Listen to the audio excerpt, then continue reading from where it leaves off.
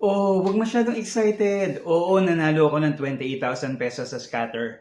Ako nga pala si Edward, isang negosyante at naglalaro ako ng scatter. Sino ba namang hindi magiging masaya kung mananalo ka ng ganito, ng ganito, ng ganito, at ng ganito kalaki ng paglalaro lang ng online games? Kung ikaw ay naglalaro ng scatter o may kilala kang naglalaro ng scatter, para sa inyo itong channel na to. Ipapakita ko sa inyo kung paano ko nanalo, natalo, napuyat at ikukwento ko kung paano muntik nang masira ang buhay ko.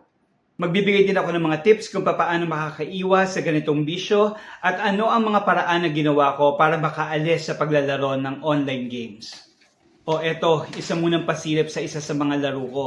Let's try the level 3 for 12,000 pesos.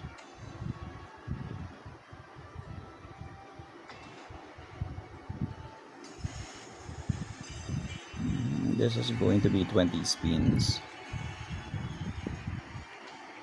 Let's see. 12,000 pesos bet. Come on.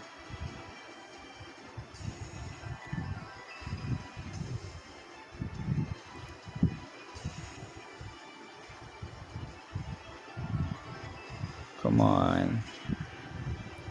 Times 15 is 360. Oh, there you go. This is going to be big. There you go. Oh, this is going to be big. There you go, 24,000.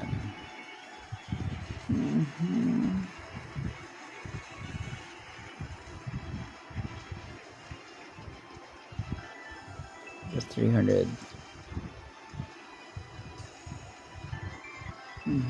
Retrigger.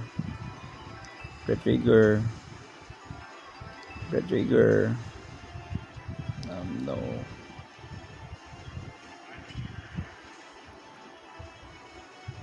Ten more spins. Come on. Green. Come on, Immortal Power. Come on, Immortal Power. Come on.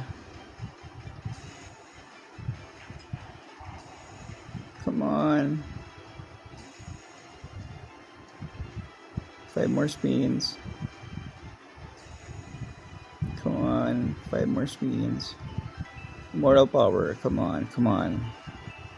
Come on. Ayaw na magbigay. Ayaw na.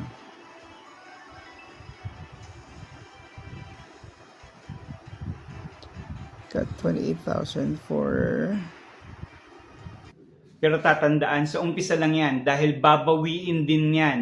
At mas malaki pa, times 2, times 3, times 4, times 5, hanggang sa maubos ka.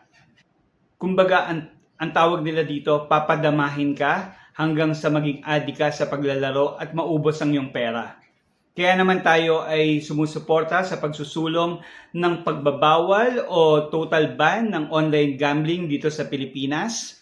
Dahil tayo po ay naniniwala at ako personally wala po akong kilala na nagsusugal na gumanda ang buhay.